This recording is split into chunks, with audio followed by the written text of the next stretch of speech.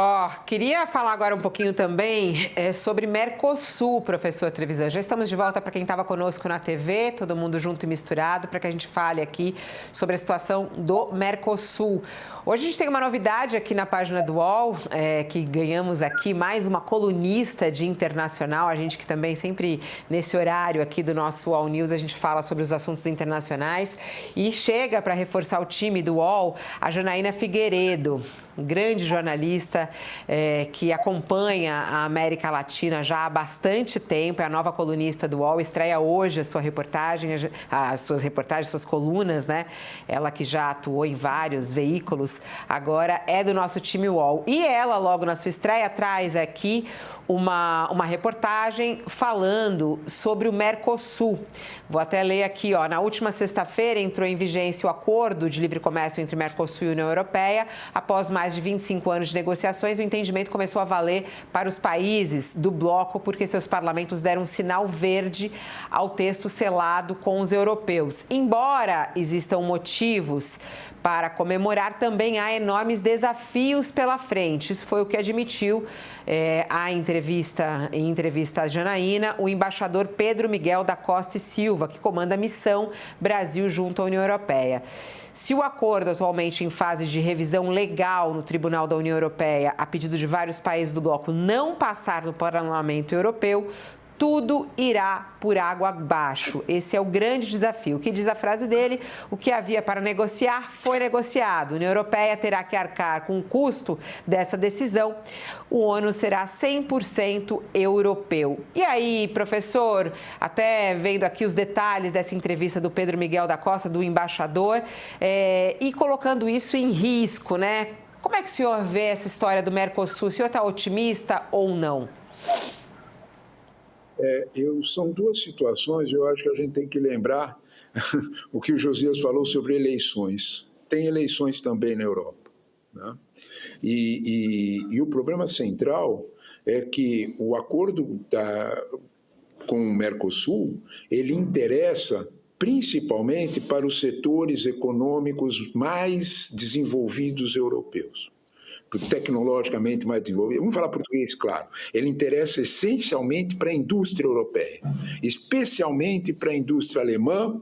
Não é à toa que a Ursula von der Leyen fez a pressão que fez, é alemã, que o Merz disse que o acordo vai ser assinado, mas para os países que têm ainda uma posição muito forte no agro, eles morrem de medo da eficiência do agro brasileiro. Isso é indiscutível.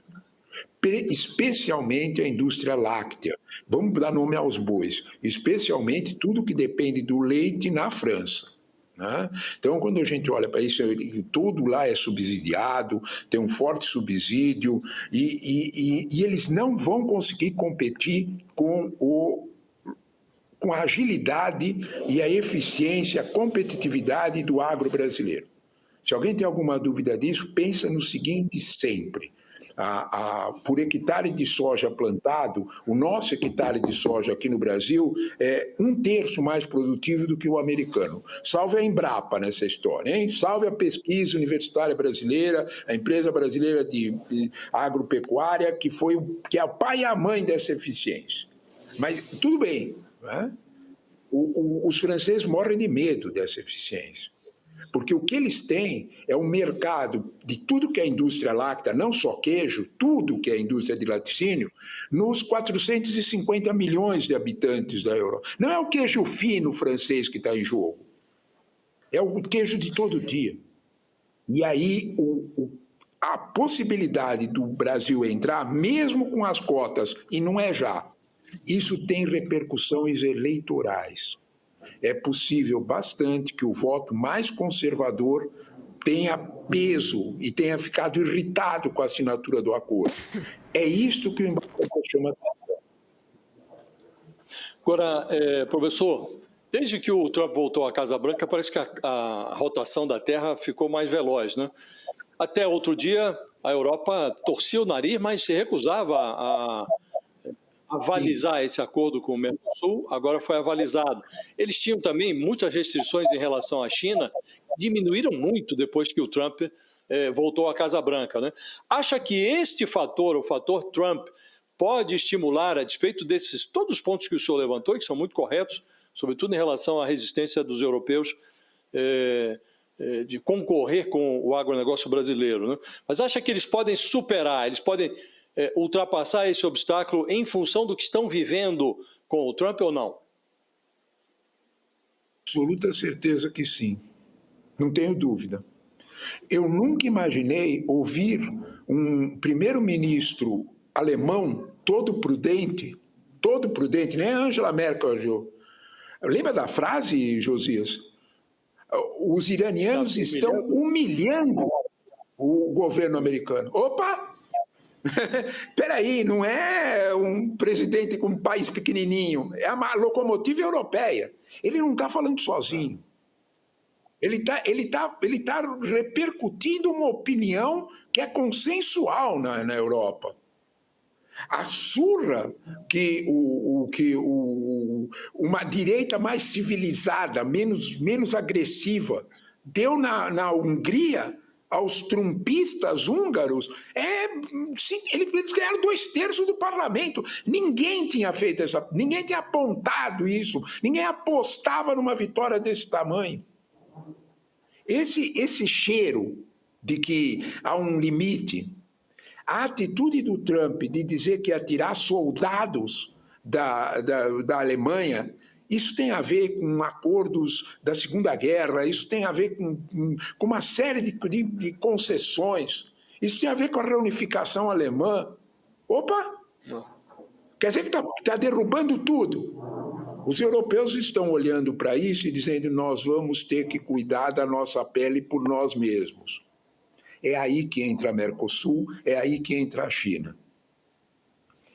Se a gente quiser brincar com as ideias, se der tempo, preste atenção numa coisa, Josias.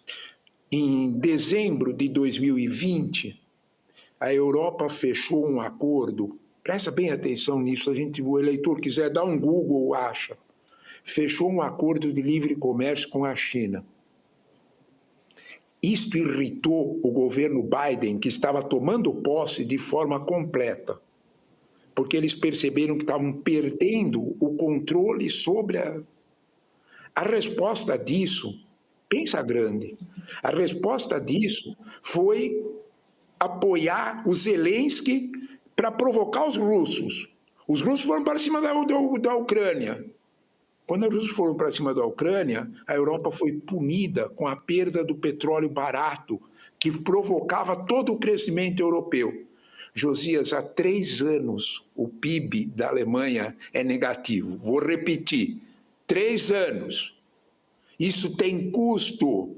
Isso tem custo para o salário do alemão. Isso tem custo eleitoral. A alternativa para a Alemanha, a extrema-direita, se aproveita disso. Quem é o responsável por tudo isso? Quem é que comanda tudo isso?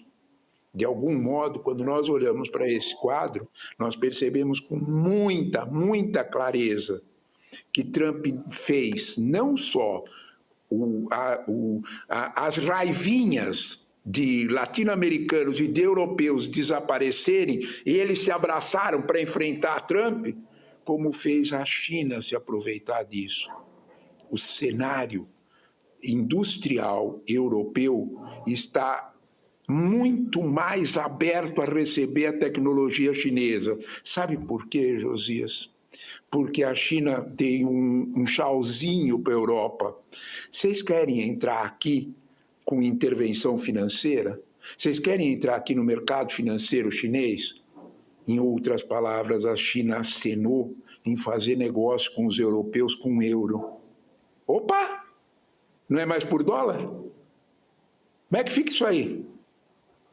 Essa coisa deixou os americanos muito preocupados. A assinatura em tudo isso tem um nome só, Donald Trump. Ele agravou, ele afastou.